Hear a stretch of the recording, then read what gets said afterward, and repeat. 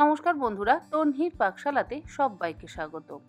আজ শেয়ার করব বাচ্চা বড় সকলের খাওয়ার জন্য হেলদি টিফিন রেসিপি। তাহলে দেখে নেওয়া যাক আমার আজকের এই ভিডিওটি। সকালের জলখাবার বা স্কুলের টিফিন, এই সমস্ত কিছুর জন্য কিন্তু আমরা প্রত্যেকেই ভয়ানক চিন্তান্বিত থাকি। আজকে আমি আপনাদের সঙ্গে একটি চিলার রেসিপি শেয়ার করছি। প্রথমে একটা বড় সাইজের পেঁয়াজ ছোট টুকরো করে কেটে নেব। পেঁয়াজ খুব বেশি পরিমাণে ব্যবহার করবার কিন্তু প্রয়োজন নেই।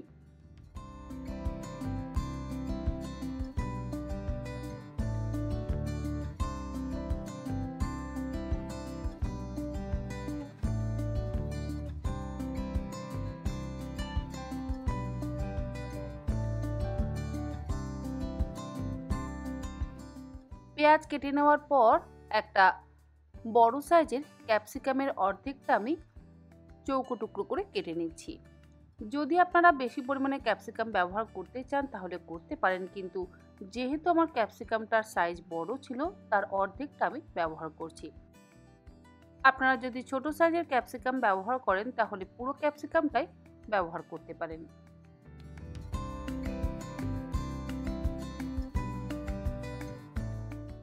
এর মধ্যে ব্যবহার করব 3টে কাঁচা লঙ্কা।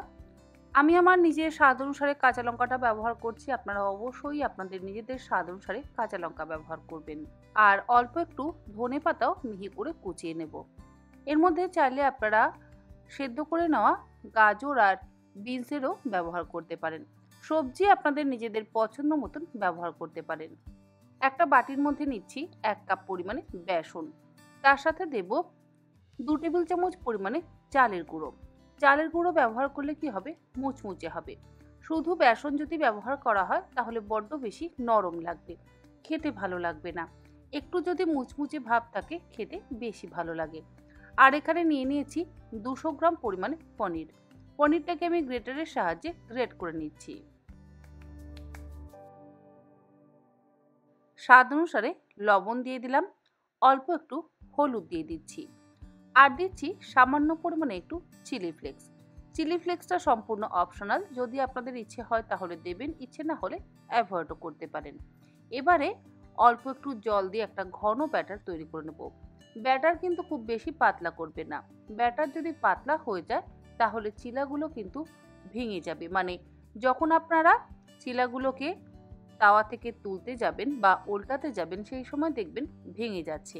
তাই ব্যাটারটাকে অবশ্যই একটু ঘন করে তৈরি করবেন।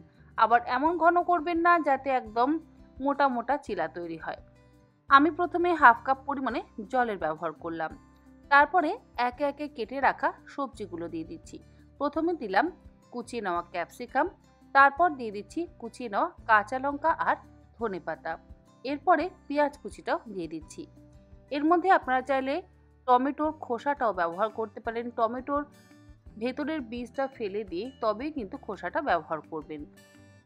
আবারও অল্প পরিমাণে একটু জল দিলাম, ওই 1/4 কাপ পরিমাণে। তারপরে একসাথে ভালো করে মিশিয়ে নিচ্ছি। সবজি থেকে কিন্তু জল বেরোয়, তাই বারবার বলছি জলটা অবশ্যই বুঝে ব্যবহার করবেন। দেখুন আমি একদম ঘন একটা ব্যাটার কিন্তু তৈরি করে নিয়েছি। চিলাগুলোকে ফ্রাই করবার জন্য ফ্রাই প্যানে দিয়ে দিচ্ছি 1/2 চা চামচ পরিমাণে সাদা তেল। তেল খুব বেশি ব্যবহার করবার একেবারেই প্রয়োজন নেই। তেলটা দিয়ে ব্রাশ করে নিচ্ছি। এরপরে গ্যাসের ফ্লেমটাকে বাড়িয়ে দিয়ে তাওয়াটাকে খুব ভালো করে গরম করে নেওয়ার পর 1 হাতা ব্যাটার আমি দিয়ে দিচ্ছি। ব্যাটার দেওয়ার পর অবশ্যই গ্যাসের ফ্লেমটাকে কম করে দেবেন, তা না হলে কিন্তু চিলা পারফেক্টভাবে তৈরি হবে না।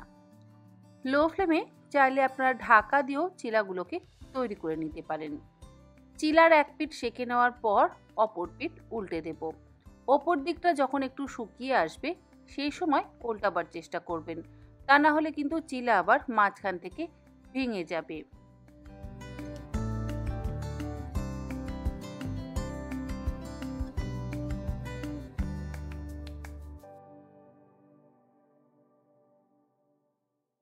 এই বেসন পনিরের চিলা বানাতে কিন্তু খুব বেশি পরিমাণে তেলের প্রয়োজন পড়ে না। আর উল্টে পাল্টে 2 পিঠ গোল্ডেন ব্রাউন করে ভেজে তুলে নিলেই তৈরি হয়ে গেল ভেজিটেবলস দিয়ে বেসন পনিরের চিলা। সকালে জলখাবার হোক বা বাচ্চাদের স্কুলের টিফিন, আবার সন্ধেবেলা যদি বাচ্চারা কিছু খেতে চায় তাহলে আপনারা এইভাবে বেসন পনির ভেজিটেবলস দিয়ে চিলা বানিয়ে দিতেই পারেন। আজ তাহলে এই পর্যন্ত। আবার হাজির হয়ে যাব অন্যদিন অন্য কোনো রেসিপি নিয়ে। ভালো থাকবেন, সুস্থ থাকবেন। ধন্যবাদ।